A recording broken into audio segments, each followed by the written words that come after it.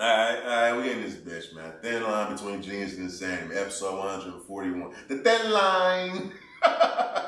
You know what the fuck going on, man. The grind don't motherfucking stop, man. I know why you here. You know why the fuck I'm here. Let's go ahead and get right into it, man.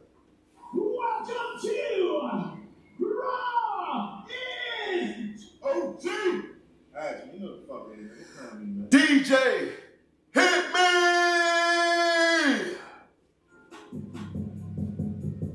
Whoa.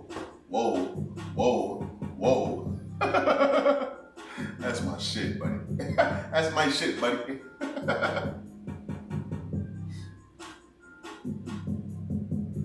Yes,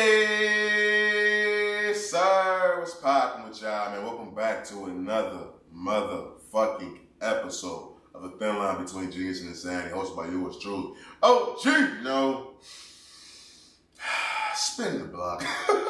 Spin that bitch a few times, please. Let them know your boy is the flyest, highest, coolest, smoothest, wholesome more. OGHatch, you know what the fuck it is, man. What's up with y'all? Hope y'all out there looking good, feeling good, staying safe. There's a whole lot of shit going on in the trench. I tell you shit each and every episode, man. This is episode 141. You know what I like to do most? I want to thank everybody around the world that's tapped in, enjoying the conversation, man. No matter what country you're in, no matter if it's on YouTube at OGHatchTV, ring that bell, subscribe to the channel, drop a comment, all the good shit the YouTube would say. No matter if it's on the audio channels, man, all the DSPs, Audio Max, Spotify, Apple Podcasts, Google Podcasts, Anchor, etc., etc. I'm there like Curry. I'm pulling. Matter of fact, fuck Curry. That nigga's a problem, B. I got the shakes thinking about that shit. Lakers play the Warriors later on today. I'm nervous. I'm nervous, buddy. I can't trust AD for shit. But we're going to get to that a little bit later, man. There's a whole lot of shit going on in these churches, man. A lot of doc I want to get into. This episode 141, grind don't stop on the grind 200. You know how that shit go, man. We're getting very, very close to the end of phase 2, halfway there type shit. We almost did episode 50. I'm getting a little bit nervous, man. You know, I had a lot of things planned for phase 2, and we kind of did a lot of it already. So the rest of phase 2, I got a lot of things planned. It's bigger and better things, of course, but I'm a little bit nervous. I'm finna be testing the motherfucking boundaries type shit. I'm finna be tapping into some spaces I never really thought I'd tap into this early, but it's gonna be interesting to see the way the pathway this podcast goes throughout the remainder of phase 2. You know, I come on this podcast a lot, and I've always talked about me not being in the moment and me not appreciating the things that I'm doing for myself and things that people are doing for me because I'm always tunnel vision, you know what I'm saying? And a lot of that had to do with the stress and the anxiety that I was dealing with, you know, having a raw period to pay Paul and trying to figure out my next move, making sure my next move, my best move, all that good shit. And a lot of us go through that, you know what I'm saying, in our 20s and adulthood, trying to figure out the path what we going on in life. A lot of us is, you know what I'm saying, trying to reach certain heights and failing drastically and having to, you know, take different avenues to make sure we get to said benchmarks. And a lot of us are successful with doing that, but we also understand in doing that, a lot of things we miss out on. And also in doing that, we realize that we're not living in the actual moment and appreciating the good things that we're doing in life. You know, I want to make sure, I want to take this time, you know, of course we're going to get into the fuck, we're going to get into the pop culture shit, we're going to get into the topics and things of that nature. Shout out to my first time listening, my last time listening. All strangers matters, like I say all the motherfucking time. But I do want to take this time to say how much I am proud of myself. I'm proud of me, my nigga. You know, if you follow me on Twitter and Facebook and Instagram and Rumble and things of that nature, you will see that's the common theme that I've been saying lately. I'm proud of me. And a lot of that is because, you know, fam, I'm comfortable.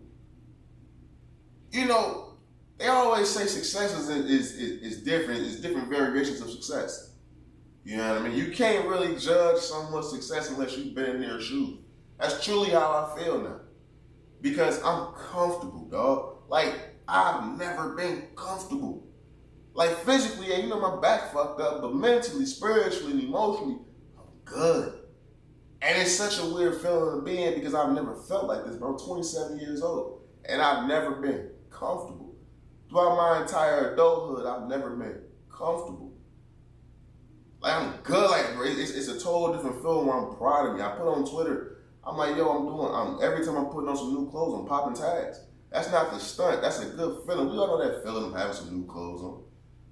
We all know that feeling. I told motherfuckers, yo, I'm paying my rent and I'm paying all my bills and it's not having a dent in my pockets. I'm proud of me. I'm doing things whenever the fuck I want. I'm proud of me. I was able to financially get myself into a situation to where I'm comfortable. That comfort, it leads a crutch to my anxiety, a crutch to my depression, a crutch to my mood swings. Don't get it twisted. I still have those things. I still deal with my, my everyday shit. I still go through my times to where I don't want to do this, don't want to do that, to where I don't like this, don't like that, to where I want to be shut off from the world. But it's much more easier me coming out of my shell because I'm comfortable. Now, if I don't want to do something, it's because I don't want to do it, not because I can't even afford to think about it. See, a lot of niggas don't know that struggle. A lot of niggas don't understand that. They heard the saying, robbing period to pay Paul, but a lot of niggas ain't actually to do that. A lot of niggas took the fast money route. And a lot of times, I wish I did that. A lot of times I did wish I did that. I took the fast money route. Because the slow money route got you robbing Peter to pay motherfucking Paul. When we took the fast money route, you robbing Devontae to pay Jacob, to pay the fucking plug, nigga. You robbing that nigga in the streets to pay the plug. But a lot of niggas don't know that struggle, bro. And I got a little brother, you know what I'm saying? I'm not gonna go too much in this business because he's a young nigga making it. He's a young nigga he's just now stepping off into this world. You know what I'm saying? He's 20 years old. He's just now stepping up into this world. Been living on his own, got his own car, got his own job and shit like that. But he's realizing that everything that I've ever told him is true. The same way I had to realize that everything my mom was telling me was true. He's starting to realize that about me. A lot of times where it felt like a motherfucker was just kicking you back in, trying to give you some forceful game. A lot of times now when you grow up, you start to realize, damn, I needed that. Like, damn, they wasn't forcing that on me. I just wasn't trying to receive at the time. It wasn't a forceful thing, but I'm glad that they did such things. This shit wicked, man, and I'm proud of myself, man. Like, I'm good, bro. Like, I'm walking around, chest out, chin up type shit. Because I'm able to live the life I've always wanted to live.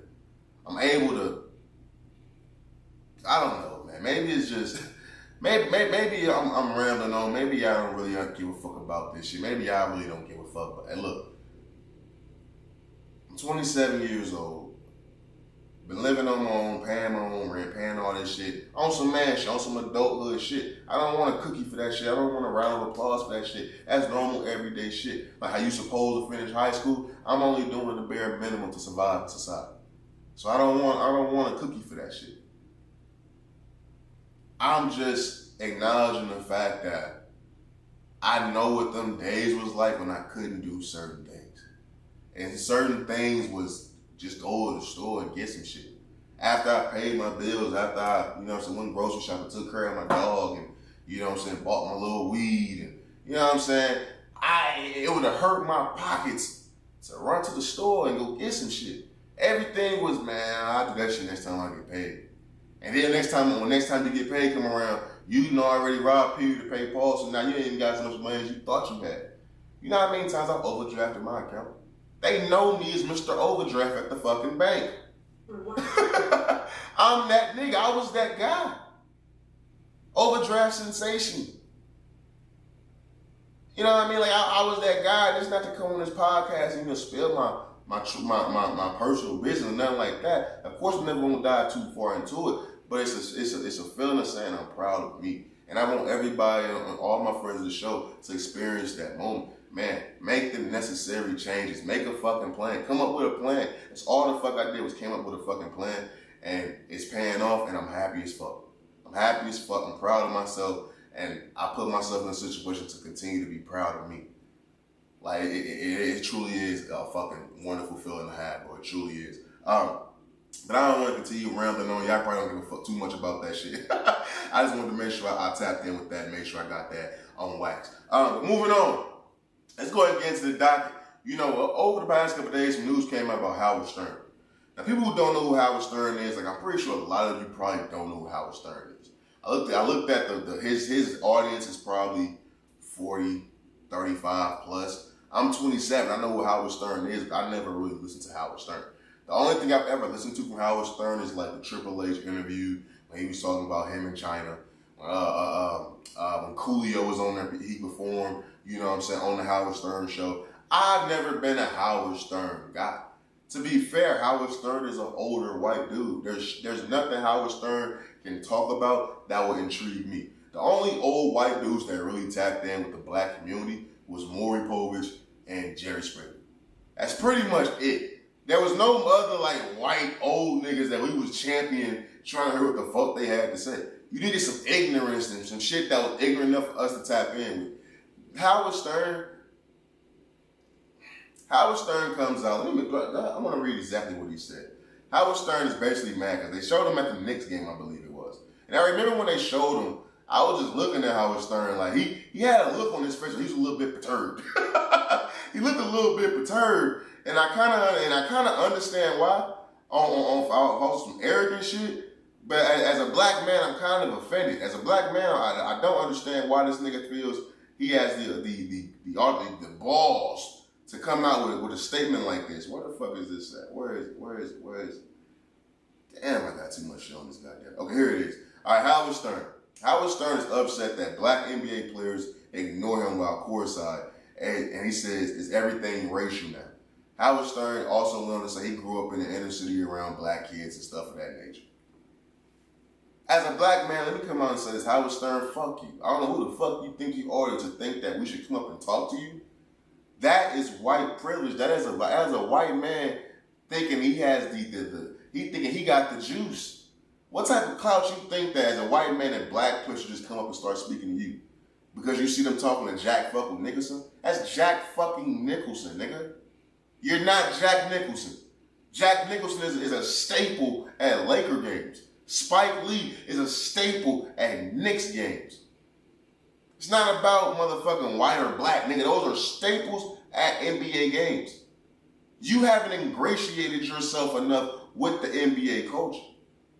So for you to even come out and say that why don't black people come up and acknowledge me, who the fuck are you to acknowledge, nigga? You a fucking talking head. Whoop de fucking do. That's like Stephen A. Smith coming out and saying, white players don't come up to me and shake my hands and shit. Who the fuck are you? But see, it's something about you, Howard. We didn't forget that blackface shit you did. See, you managed to escape that because it's so old, and niggas don't really give a fuck about you. There's a generation of people who don't know who the fuck you are. You've been timed out, my friend. You've been timed out. This is what it feels like to be timed out. The moment you look up and there's a generation of people who don't even know who the fuck you are. You've been timed out. It's over. Stick with your core audience, my brother. Because saying shit like this ain't gonna help you with LeBron coming up to you, with fucking Kyrie Irving coming up to you. You think Ja Morant finna gritty up to motherfucking me, Howard Stern? You really think that's gonna take place?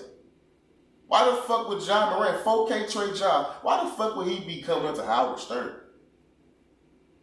But I brought this up on the podcast because this is the audacity of these motherfuckers. And motherfuckers get mad at me sometimes by the way I talk. You know, a lot of people, they had something to say about me saying I was disgusted, you know what I'm saying, with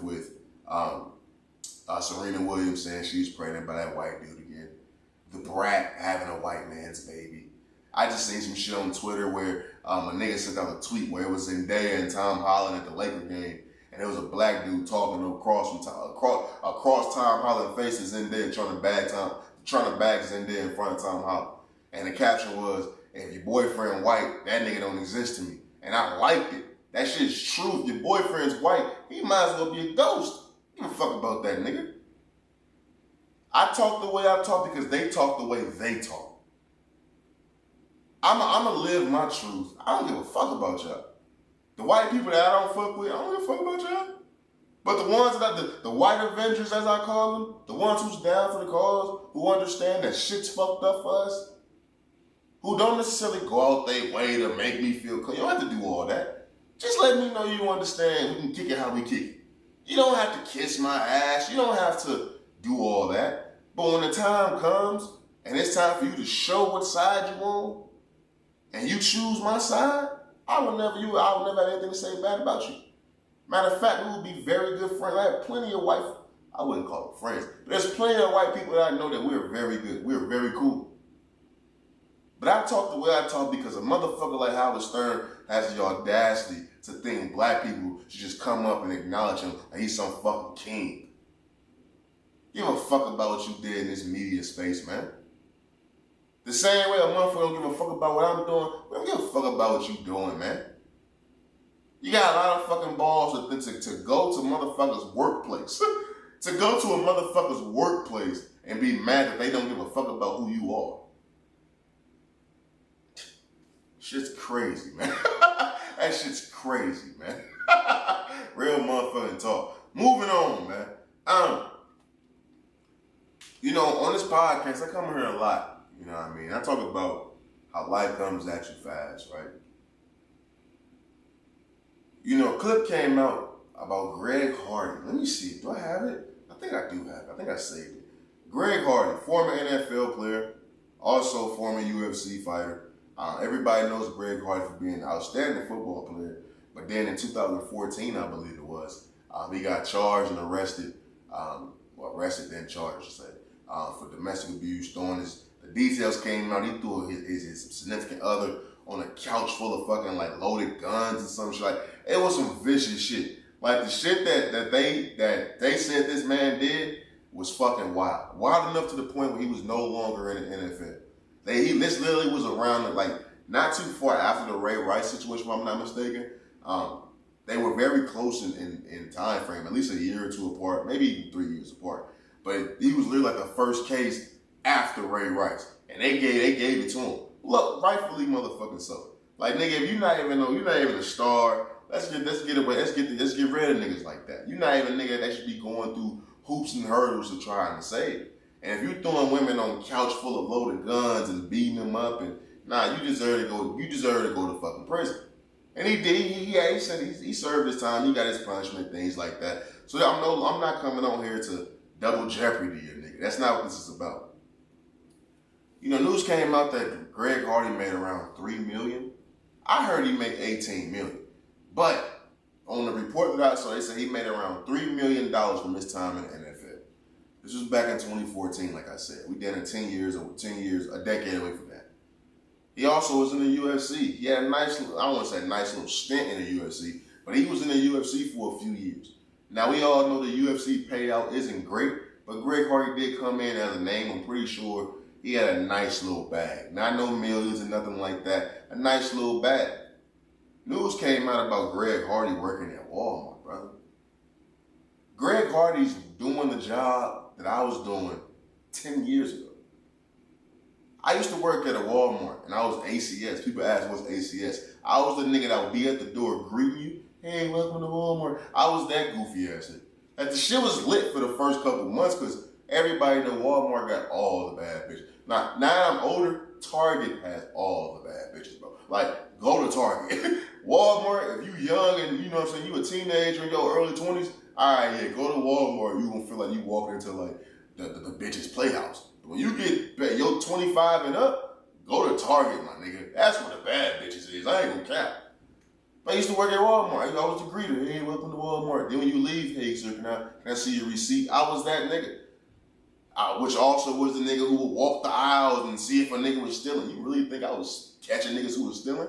Man, take that shit. That ain't my shit. I ain't give a fuck about that shit. But that's what I did for a living. And I wasn't ashamed of it. I'm getting a check. I got bills to pay. But Greg Hardy's now doing that job. And for all my day one listeners, you know what I always say. Life comes at you fast, my brother. I can't fathom being in the NFL, sacking Tom Brady. You know what I'm saying? Sacking, you know what I'm saying, Aaron Rodgers, Drew Brees. Damn, that fucked up. What the fuck am I gonna do? Fuck it. I still got these hands. Even though I just got arrested for using these hands on a woman Fuck it, let's go beat some niggas' ass. You can't say pussy. You can't say pussy. You know how they always say pick on somebody your own size? He did that. But it didn't work out. He started getting his ass knocked out easily. He was in a bare knuckle fight a few months ago, got knocked out easily. We became well aware that he can't beat niggas up. He can only beat women up. Facts. But then when that fails, now you at Walmart? And when I seen a tweet that announced this, they were saying, shout out to Greg Hardy, he out here on this grind. And I had to think about it for a second. Because it's quick for me, it's so fast, it's so easy for me to come here and be ignorant about the situation. Like, look at this goofy ass nigga, and the words of Lil Durk. Look at this nigga. You's a goofy ass nigga, you's in the NFL making millions, you fucked your life over, now you a fucking greeter at Walmart. I could easily do that. But I instantly thought about the man who worked on the Cosby Show. Remember the nigga that worked on the Cosby Show? Who was working at like a Home Depot or something like that? Next thing you know, Tyler Perry put him in like a show or some shit. So he was like he was on some show. And everybody rallied around and gave him support. And I thought about Greg Hardy. He's not gonna get that same support. And he shouldn't get that same support. When the world knows you more for beating up a woman, guns is in place, like when you want some Tory Lane shit, you shouldn't receive the benefit of the doubt. You shouldn't receive, you know what I'm saying, people trying to rally around you and help you out. You already had that. Dana White already gave you that. You already had your second chance at another career at making millions. You literally had that. So no one's going to rally around Greg Hardy. And there's no place am I coming on here and saying we should rally around Greg Hardy. But to me, it's interesting. Because when you see somebody fall off like that, you ultimately see them fall into a bottle. You see them fall into a prescription bottle. You see them fall into the crack, the cocaine, the hard drugs. You usually see that. So on one hand, it is a because you're getting what you deserve for doing what you did to that woman. But then there is on the other hand, I can't fault a man for still getting off his ass and punching in the clock. It takes a lot for a nigga to put his pride to the side to go and get some money. It takes a lot for a nigga to be a known figure, a celebrity, a known face. This nigga not small. He not a nigga to where you can mistake him for somebody else. Because you know Greg Hardy, a big motherfucker with specific tattoos, and you know that face. So when you see that nigga, knowing you used to see that nigga sacking quarterbacks, now that nigga's asking you about the water up under your cart, you not gonna mistake that nigga. So it takes a lot for a man to put, not even just a man, but it takes a lot for a motherfucker to put their pride to the side and still go out here and hustle, bro. It takes a lot. I'm not gonna give this nigga a round of applause because I know what the fuck he did. I'm not gonna do that. He don't deserve that. In no way am I trying to lend support to this nigga. But what I'm saying is, I'm not gonna bash the nigga. Life is already doing it. I'm not a bully. I don't take pleasure in, you know what I'm saying, kicking niggas when they down. I don't do that. He didn't beat me up. He didn't beat nobody I know of. He's getting dealt with the way life sees fit. Because I can't imagine what the fuck I would do in that situation. I can't imagine if I would still be here knowing that I just fucking went from being a chance of being the next great defensive lineman to another chance of being the next great heavyweight. So now I'm checking motherfuckers' water. And, you know, I can't imagine, bro. I can't imagine. It's tough to think that I'm up. To think I got a better, I'm doing better in life than Greg Hardy is crazy, bro. That nigga's literally doing the job I was doing 10 fucking years ago. Man, life is tough. Life is fucking tough. Moving on. While we sticking with people who life is tough, you know, news came out about Theresa Randle. Asking who's Theresa Randle, I had to do some research too, bro. Theresa Randle isn't a name that you just know off the top of your head. But Theresa Randle is the woman from Bad Boys. She played Martin Lawrence's wife from Bad Boys. It's starting to, you know, paint a picture for you now. Theresa Randle. You know, news came out about Theresa Randle. She's being replaced in Bad Boys. She's being replaced in Bad Boys by, what's that lady name from fucking, damn, what's the lady name? I don't know the lady name. She was in the Tyler Perry movies and shit. The one with the funky ass attitude who was married to Michael Jai White. I actually like her a lot. I'm not gonna lie to you. I don't know her name. She's replaced. Theresa Randle's being replaced in Bad Boys. What is it, 4 or 5 or some shit like that? She's being replaced in a new upcoming Bad Boys film. And footage came out of Theresa Randle out in the streets. She's using like a walker or some shit. She's looking bad, looking rough. People that's close to her, sources came out, confirmed that it was indeed her. And it's going viral. Same thing that's happening to old boy that I just mentioned from the Bill Cosby show, who motherfuckers deemed he was doing rough. Now, he was working at Home Depot. He didn't look like he was poor or nothing like that. Theresa Randle looked fucked up. Theresa Randle really looks fucked up, bro. And it's always interesting to me when I see people how the internet reacts, because for some strange reason, and I'm not trying to say we shouldn't have a heart, you shouldn't lend a helping hand if you deem fit, but it seems like people give a fuck more about celebrities that was once on a TV show, once in a movie, that's now on the streets, than the people that's actually on the streets. And the reason why I say it is because I've seen so many people, fam, drive past the homeless people. Now, I'm not gonna say, I do it all the time. I'm not gonna lie to you, sir, I be giving them my last. No. If it's a payday and I got a few singles on me, yeah, I do it. But a lot of times, nigga, I need that dollar just as much as you need that dollar. Nigga, I got gas to put in this bitch. But I've seen so many people pass up the homeless, pass up people that's panhandling. I've seen it so many times, but I've seen those same people give a fuck about celebrities who made bad decisions. Now, I don't know what happened with Theresa Randle. I don't even know how much Theresa Randle was getting paid in the first place. I think a lot of times as the public, we assume people is getting paid a lot of money. We've heard time and time again about Hollywood, about the pay, how niggas it's easy to go broke because niggas is not getting paid what you think. People is getting fucked with contracts. We've been hearing this shit since the dawn of time. But we still automatically assume, because we've seen a motherfucker on the big screen, that they just can't go broke. It's people that can't imagine how the fuck Orlando Brown is in the position he's in. Because they see Raven Simone, but then they see Orlando Brown. I'm pretty sure Orlando Brown wasn't getting paid what the fuck Raven Simone was getting paid. What about the white chick that was on Raven Simone? Where the fuck is she? Where's anybody else from that show? Where the fuck are they? They wasn't getting what Raven was getting. The damn show was named after her. So a lot of times, we just automatically assume they're supposed to be millionaires. I don't know. So I don't even feel comfortable saying Theresa Randle made bad decisions. I don't know. I don't know her from shit else but Bad Boys. And even when I think about Bad Boys, I don't even think about Theresa Randle. I think about the white girl from part 1 before I think about Theresa fucking Randle. It is sad to see when you see people, you know what I'm saying, with the imagery of falling off to that depths, to those depths, I should say. And it is fucked up to see. But it's interesting. It's like a fucking social experiment, bro.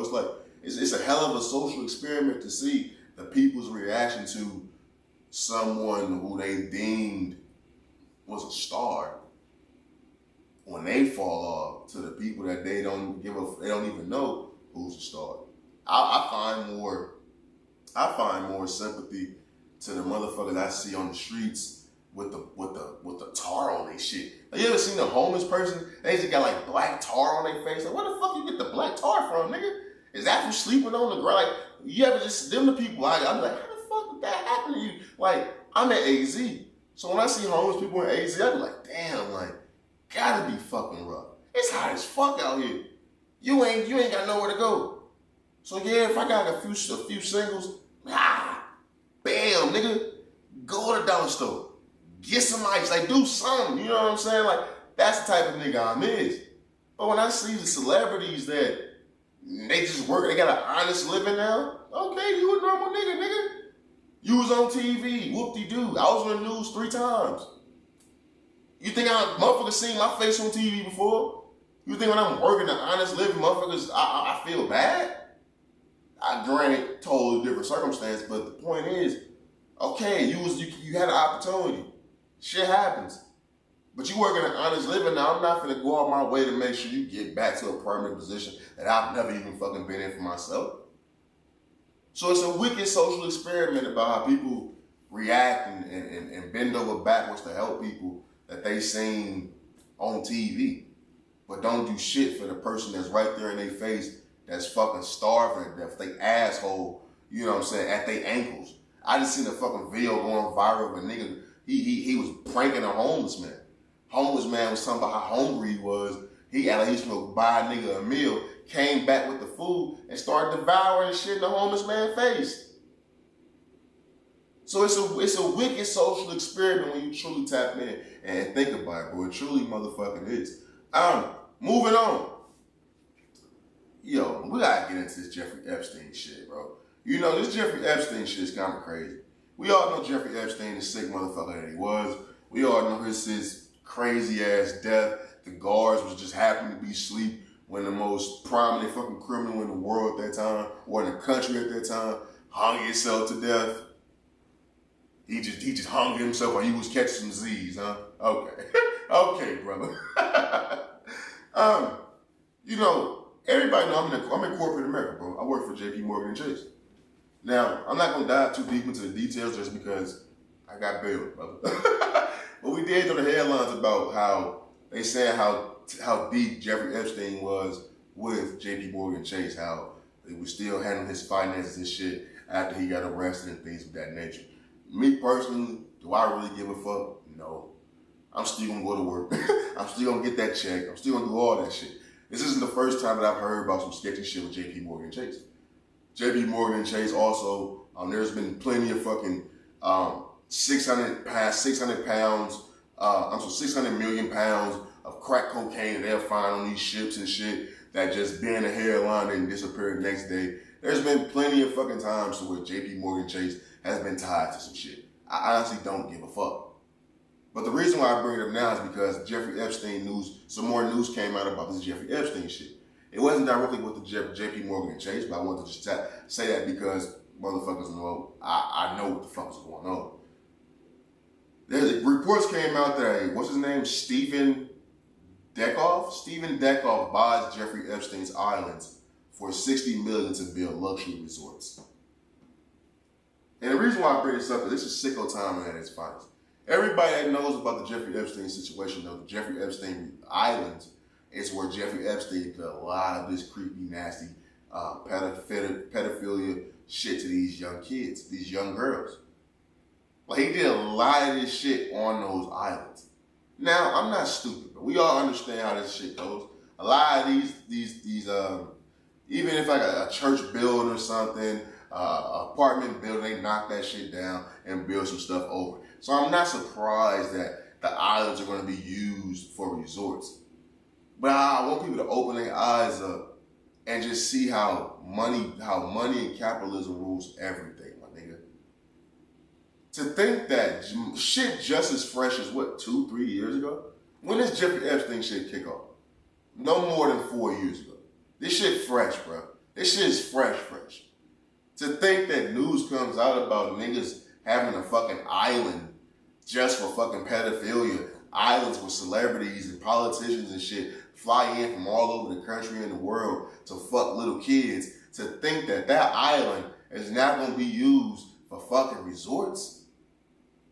Just think about that, bro. Of course, I don't think they just going to fucking blow the island up or nothing like that. But damn, look how fast they try to erase history, brother. Look how fast they try to erase history. So once the resorts is up, money start piling in, you know what I'm saying? People start going on cruises to that bitch. Motherfuckers, you know what I'm saying? Motherfuckers start coming in, motherfuckers spend all their money. It's all-inclusive resort, you know what I'm saying? I fuck around, stop by my damn self. But once that money starts flowing in, no one's ever going to remember the tragedies that was actually taking place on them same fucking sands. Nobody's going to talk about it. Nobody's going to remember it. Nobody's going to give a damn. It's going to be one of those boogeyman spooky stories motherfuckers play at the campfire over the fucking guitar. That's what the fuck it's gonna be. Remember what happened at the islands? That's what the fuck it's gonna be. Well, legend is an Epstein character. That's what the fuck it's gonna be, bro. When the truth is, it was fucking little kids getting raped at that motherfucker. Yeah, I said it. They was getting raped by a nigga that was fucking the system for decades. Politicians, royalty from fucking the UK, all them motherfuckers was fucking little kids. And they finna build some fucking resorts over that shit. Man.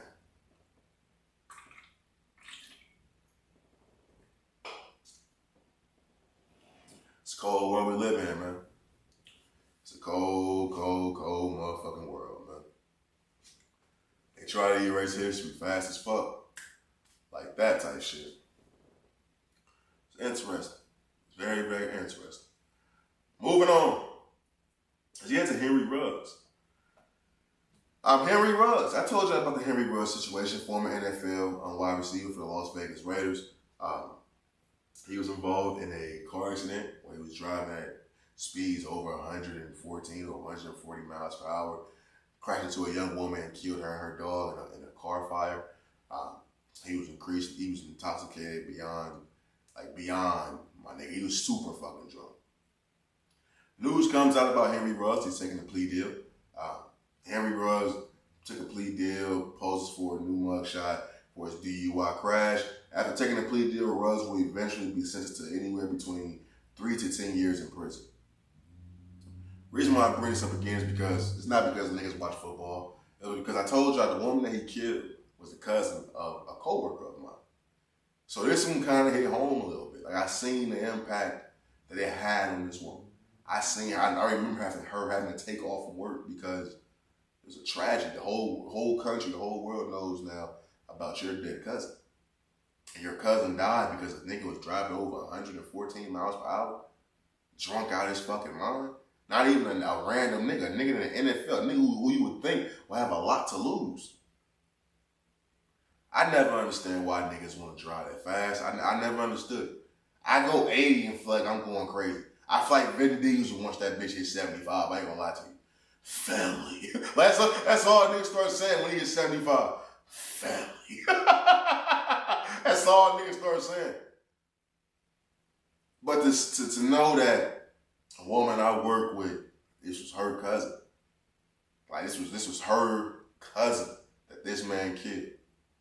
It's crazy, man. It blew my mind. It blew my mind knowing that he would do some stupid shit like that. But then it also blew my mind how close home it hit for me because I knew this woman. And it's just it's a sad story, man. You want to be prayers and condolences to the family. It truly is sad. 3 to 10 years is that enough? Is that what do you say? Do you think that's enough? 3 to 10 years for a motherfucker killing your family member? Now, granted, it wasn't some premeditated murder. It wasn't some type of, on purpose type shit. It was literally a drunken accident. How far are you willing to punish someone for a drunken accident? You know their career is no longer, he would never be in the NFL again. He would never live out his dreams. He would never, be a financially, comfortable person pretty much. He's pretty much fucked. Let's just say that. I don't even know how long Henry Ruggs was in the league, like a year or two. So he wasn't getting paid like that. So it's like, how far are you willing to punish someone for a drunken accident? It's tough, bro. Because what if he gets to 3 years? It's already been, a year or two since this all took place? So if he did 5 years total for killing your family member in a drunken fucking accident, is that enough? Will you feel justice? Will you feel justified for that? Should there be some type of civil case that goes down? How far is too far? Or not even how far is too far. What would you say is a justifiable punishment? Because even if you give a nigga 10 years, is 10 years, if you said 5 years is enough, is 10 years enough? Is 15 years enough? Because the same thing will be true on the other side. No matter how long you give him, the other person is dead. The other person is dead. So how far of a sentencing would be justifiable for Henry Ruggs for people to be okay with? Now he took the plea, so it's gonna be between 3 and 10 years. If he would have went to trial, he probably got, 20, like 15, 20. But taking the plea, 3 to 10, they probably give him 7. Now, they probably give him 5 for real. They probably give him 5, 3 to 5. I don't think they're gonna give him 10 years, bro. I don't think they're gonna give Henry Ruggs 10 years. Now I told y'all in Vegas, they don't care about that. They don't play about that drunk driving shit. So he fucked from it from that standpoint, but he's already been sitting in that motherfucker, bro. And I think they probably give him like 3 to 5. No more than 7. I don't think they'll give him the whole 10. He's already been in it for like 2 years. So it's gonna be interesting to see, bro. It is extremely sad though. It's extremely sad to think that you can lose your life, no matter if it's on accident, no matter the intent. No matter the intent, to think you can lose your life and to think that somebody can only serve 5 years, that's tough. That's tough, bro. That's tough. You gotta think about that woman's family, her mama, her daddy, her brothers, her sisters, her cousins, her friends. Anybody she impacted in a positive way, you gotta think about that. It's tough for me because I don't even know what side of the fence I'm on. Because I understand a mistake is a mistake. No, now is it a stupid ass mistake? Of course. That's why I think he should be in jail. That's why I think his NFL career should be over. But when you say 10 years in prison, bro, that's a lot. That's a fucking lot for a mistake, bro. For some shit he had no malice. No malice. That's a lot. That's a fucking lie. I can't even lie to you. But what say you? Let me know. Drop a comment, slide my DM. What say you? What would you think would be a justifiable punishment for Henry Ruggs for his hit and run? I'm sorry, not for his hit and run, but for his DUI crash. What would you say? But moving on.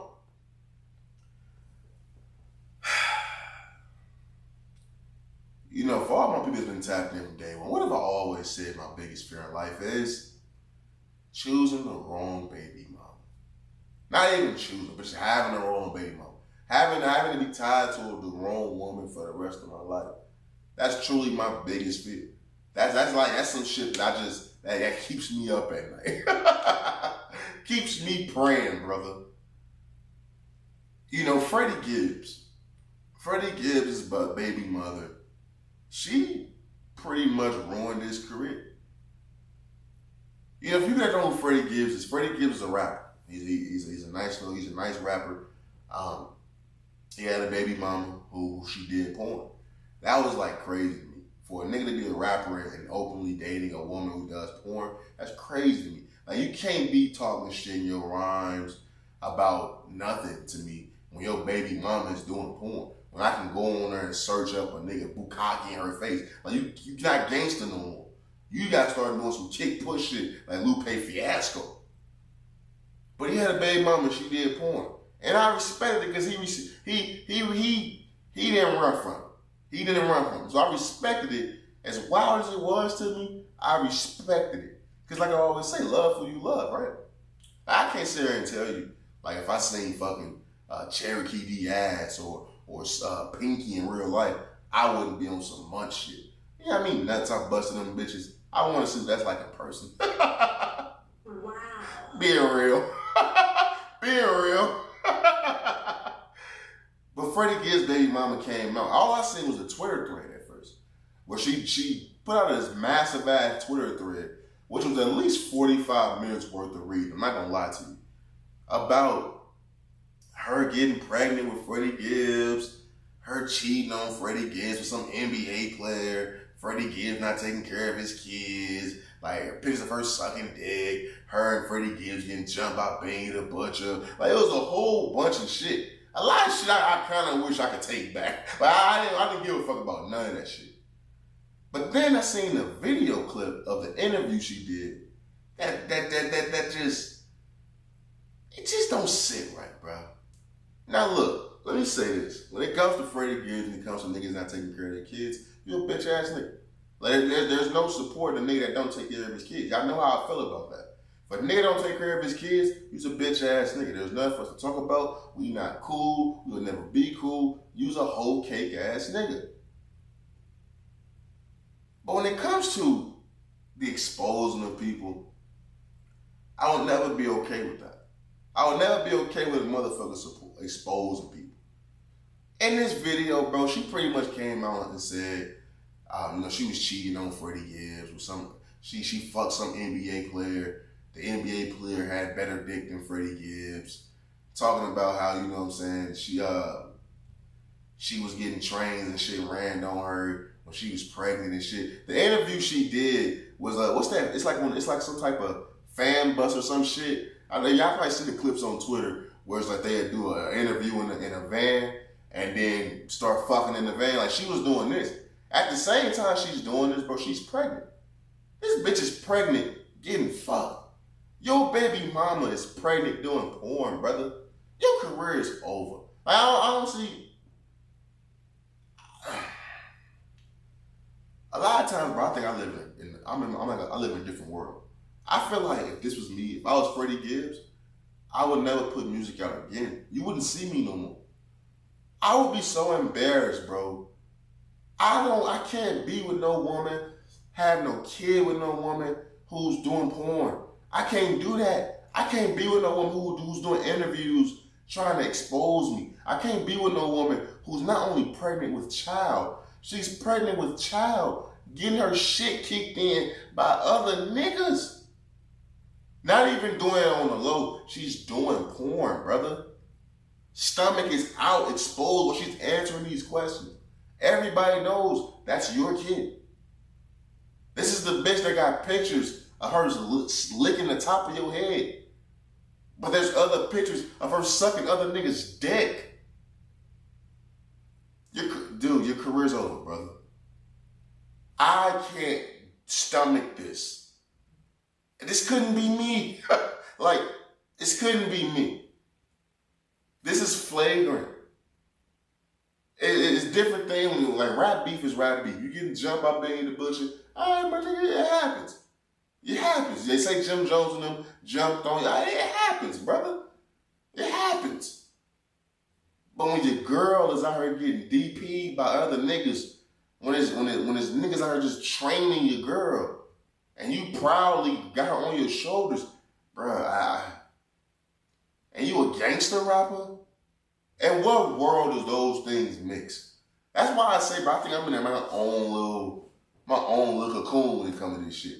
To me, those things can't mix. When you're the big bad gangster and your girl's getting fucked by just niggas, that's a problem. And you not hanging niggas over the top of the roof, that's a problem. That's a problem. His career is over. Nobody wants to hear about you talking drugs. Nobody wants to hear you talking about you got the 4/5 cop. Fuck the Jakes, fuck the laws. Nobody wants to hear that, brother.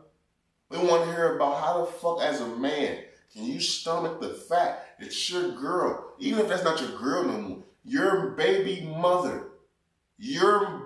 mother is doing porn. She's doing interviews talking about how she was cheating on you with an NBA player.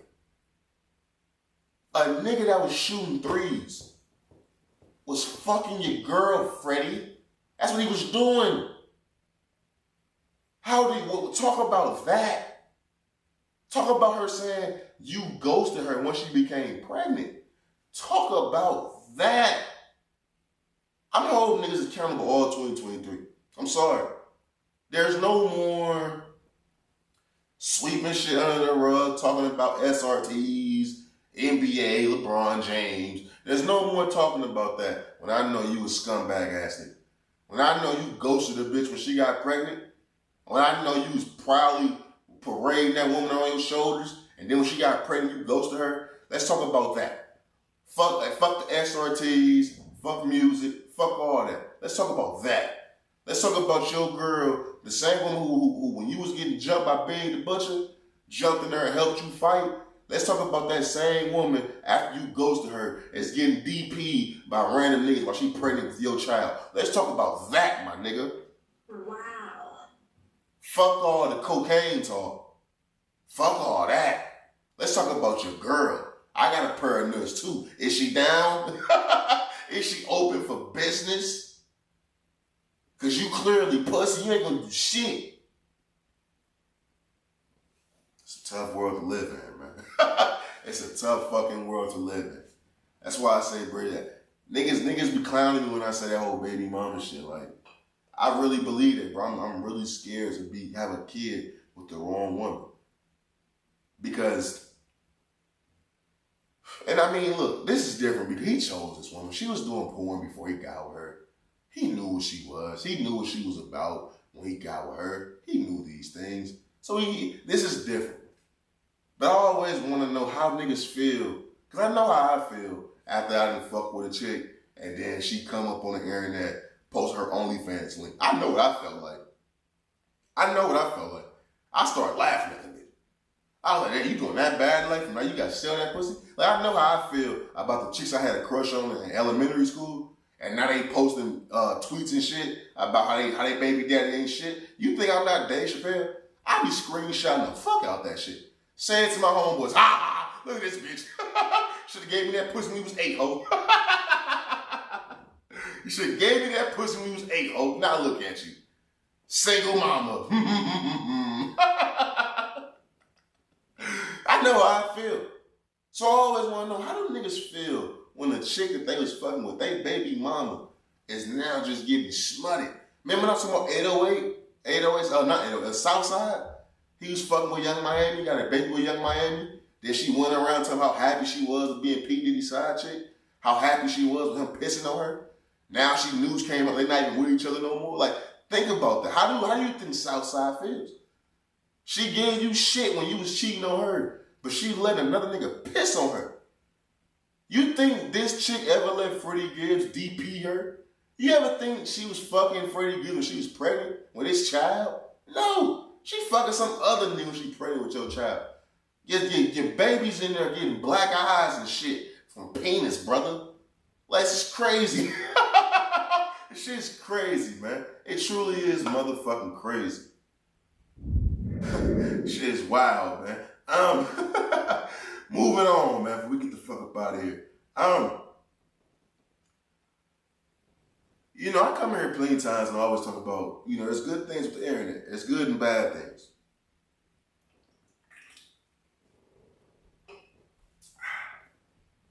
You can use the internet to grow your business, network, meet new people. Hell, you can find your love of your life on the internet nowadays.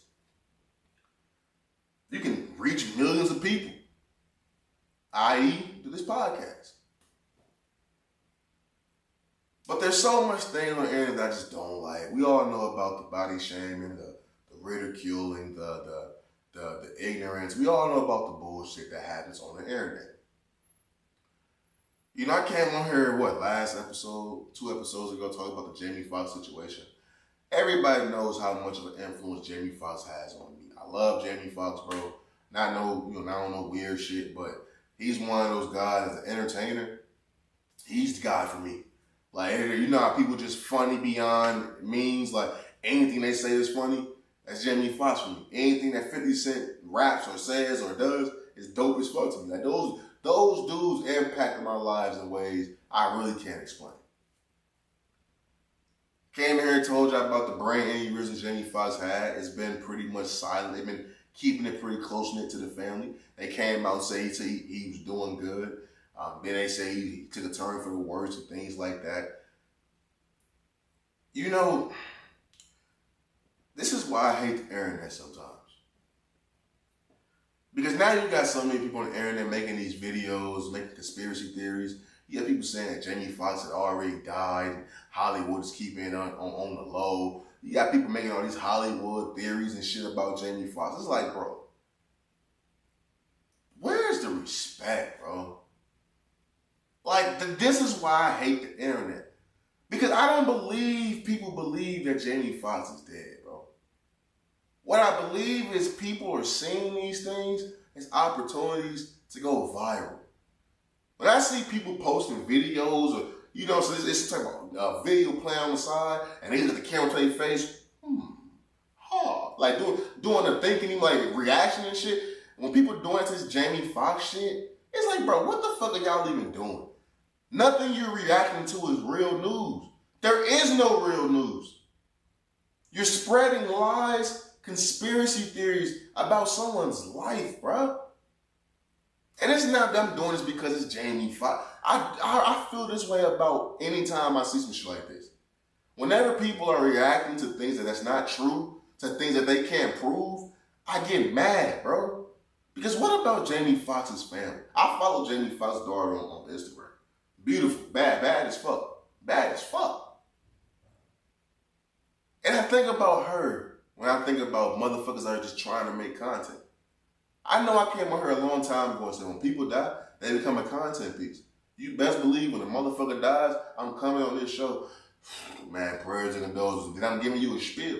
Not because I don't mean it, but because it's a news. It's clickbait. It's sorry, I'm sad to say it. It's clickbait. When people die, they become a content piece.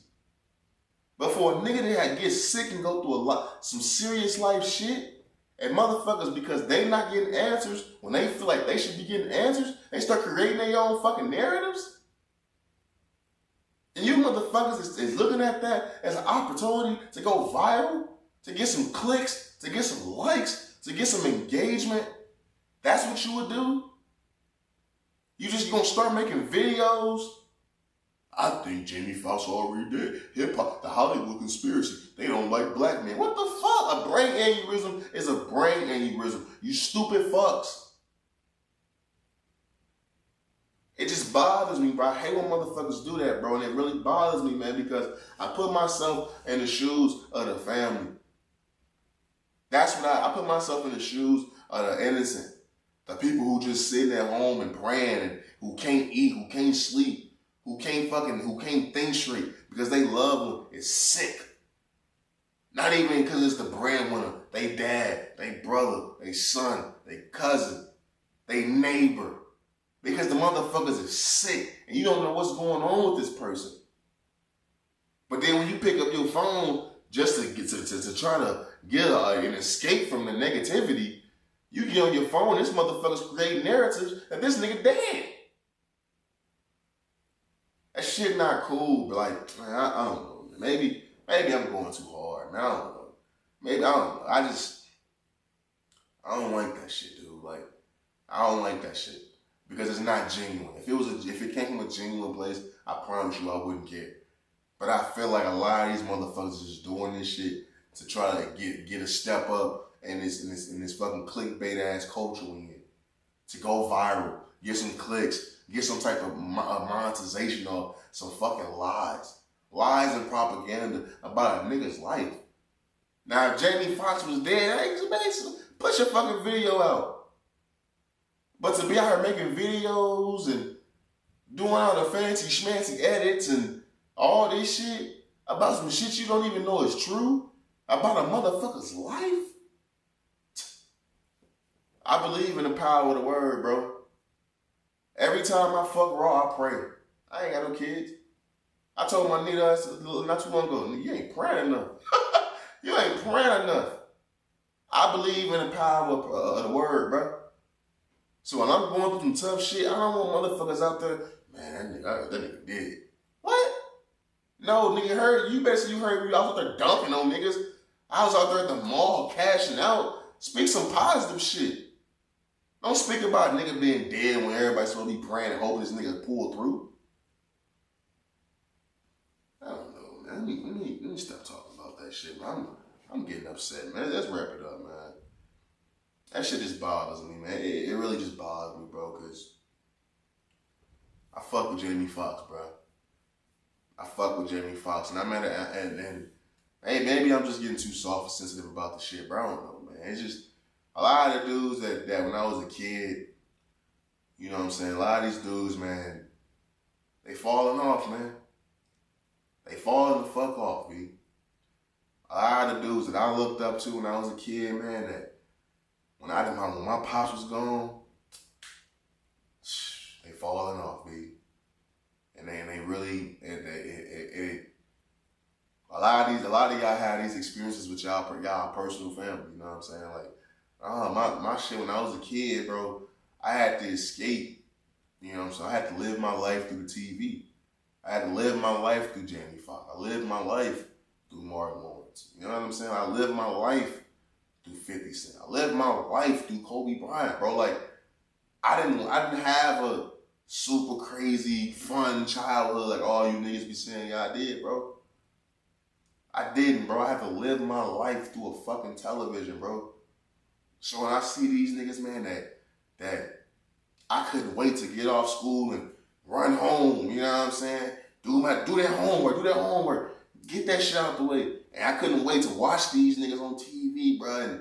And every episode, I would envision that was me. That's why I envisioned my life that I was Jamie Foxx, that I was Martin Lawrence and shit. Like, I would go to sleep and my dreams would just be me on those shows, bro. And that's why I always wanted to be on TV. So it's like when I see these niggas and they start going through this shit, bro, and like, that shit get to me a little bit different, bro. They really motherfucking doing. To see motherfuckers out here just lying and spreading these lies, bro. Like, man, that shit gets to me, man. But moving on, man, before we get up out of here, bro. You know, I want to shout to Sha'carri Richardson. Round of applause, please, for Sha'carri Richardson.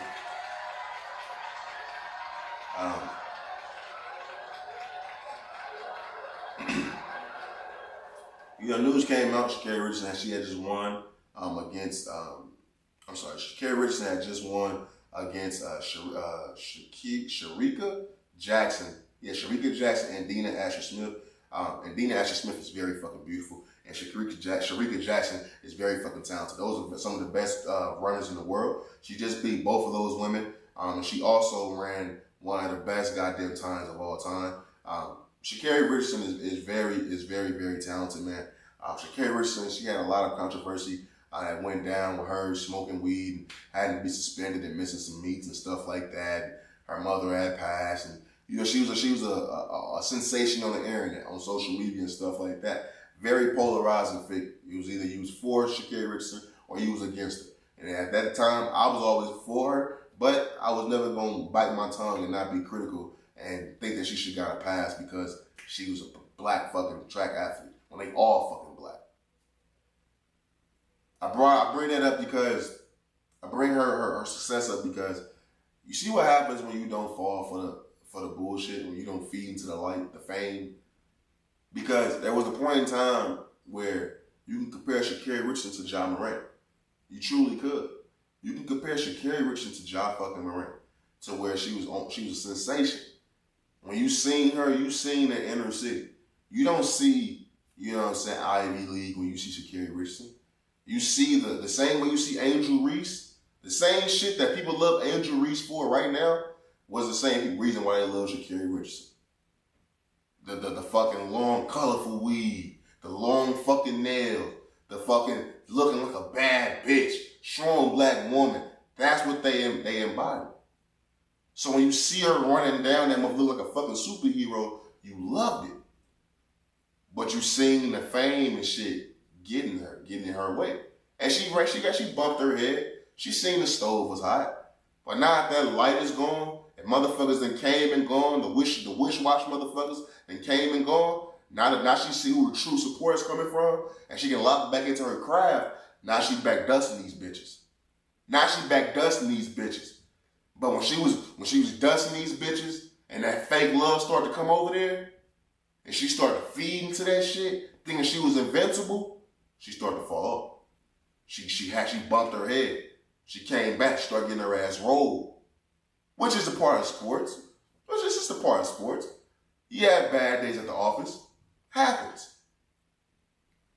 But it's not a coincidence that shit was happening once you was starting to feed into the bullshit. Once you start to pass, and one of your eyes start going to that money, you can't keep both of them got to stay on the fucking pathway. So once that fake love started to go the fuck away, man, and you don't hear that much noise about Sha'carri Richardson, motherfuckers thought she fell off. So the only motherfuckers who was really supporting her was the people who knew she was a fucking stud for real. And she focused on that and harnessed all that energy. Now she dusting these bitches again, bro. And it's truly amazing to see. It's a beautiful story. I love it. I truly fucking love it. And I'm happy for her. Keep it up. To beat Dina Asher Smith and Sharika Jackson. Keep that shit up. Go ahead. Now it's time to go get Shelly Ann ass. Go get Shelly Ann ass and dust her motherfucking ass. Now it's time to become number one.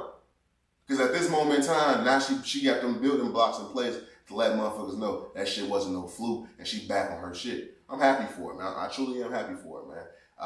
I truly am happy for it. It's a great comeback story. It's a great story to let motherfuckers know, man. Always keep the main thing the main thing. All this other shit gonna come and go. Like I tell you, man, numbers gonna go up and down. The people who fuck with you, they gonna change, bro. That shit is modification. That shit gonna change like nothing. Always keep your eyes, bro, on the fucking main thing, bro, because that shit ain't gonna go nowhere. And as long as you keep the main thing, bro, you gonna always reach your goals, bro. You gonna always impress your motherfucking self. That's a fucking fact, man. Real shit. But I think that's all we got, man. Let me just run through these topics real fast, man. It should be good. We got How I'm Proud of Me, Howard Stern, Greg Hardy, Theresa Randle, Jeffery Epstein, Henry Ruggs, Freddie Gibbs, Baby Mama Going Crazy, the Internet, and Sha'carri motherfucking Richardson. Yup, that's all I motherfucking me got, man. Shit, with that being said, DJ, drop that motherfucking beat, brother.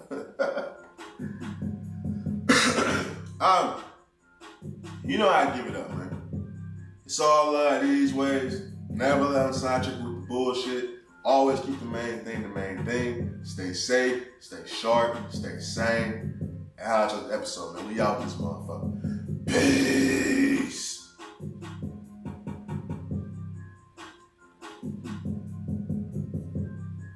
I be hitting that shit.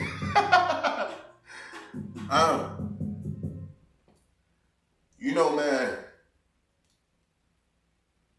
this life shit funny, man. This life shit is funny, man. It's not about the situation that you find yourself in. I've always been the person who learned from other people's mistakes. I've always hated that I had to go through the same shit that other people before me went through. Because if I can't look at that shit and learn from them, then I deserve the shit that I deserve to go through the same shit they went through.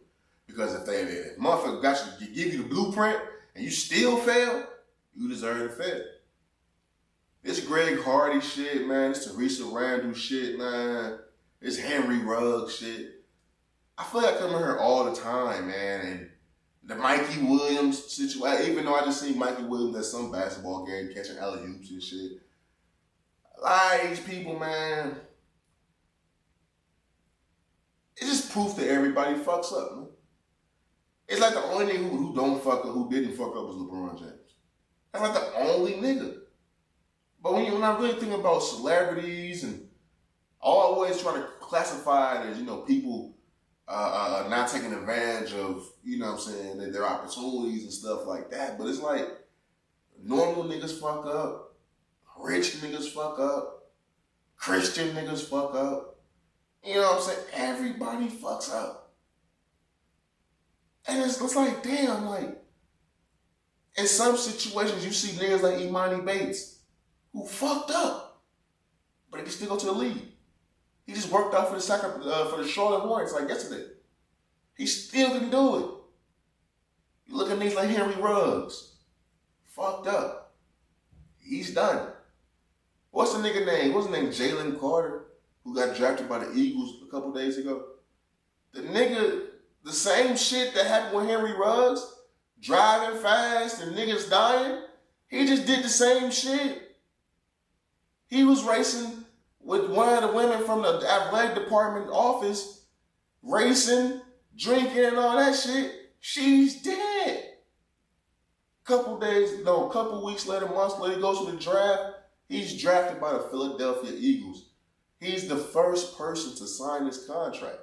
He has a fully guaranteed $21 million deal.